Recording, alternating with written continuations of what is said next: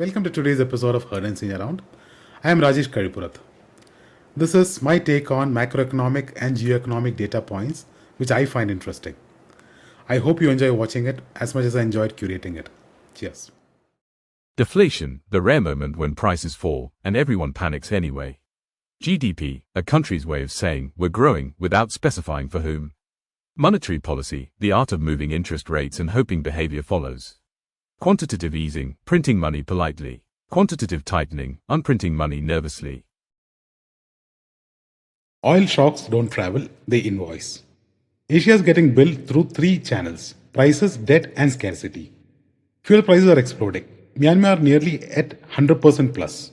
Philippines and Australia are not far behind. While countries like India look stable, but only thanks to policy caps and not cheap oil.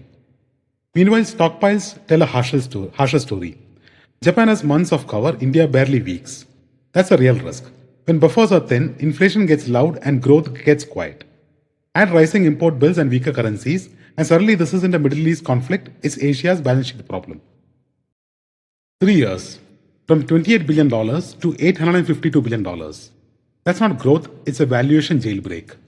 If OpenAI were public, it would walk straight into the S&P 500 at number 11, elbowing past giants like it's late to a meeting.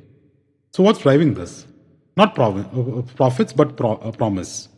AI is being priced like electricity in 1900s.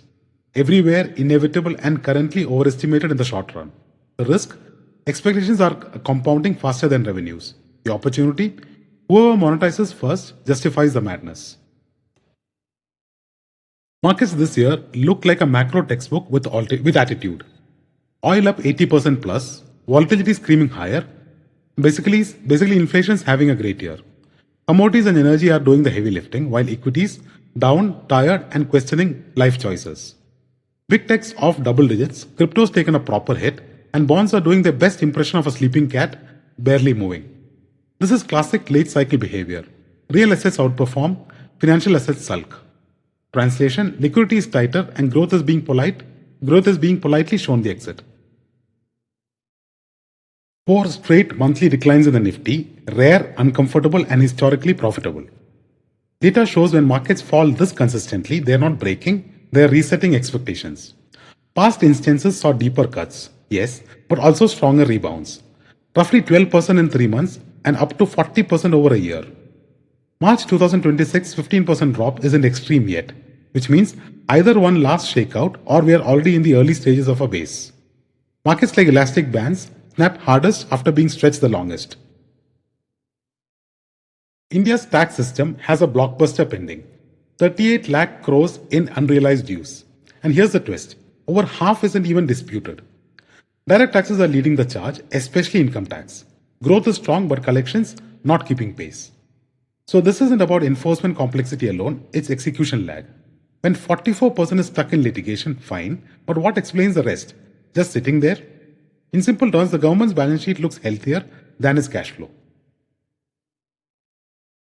India's biggest retail buckets, food, home building, medicine, are still overwhelmingly offline. Digital penetration barely scratching the surface in the largest spends. Meanwhile, smaller categories like mobiles and electronics are already heavily online. Translation: the EC wins are done. So what's left is messy. Kirana's trust, logistics, and habit. The real disruption isn't about apps anymore, it's about rewiring behavior. So yes, India is digitizing, just not where the money is, and not yet.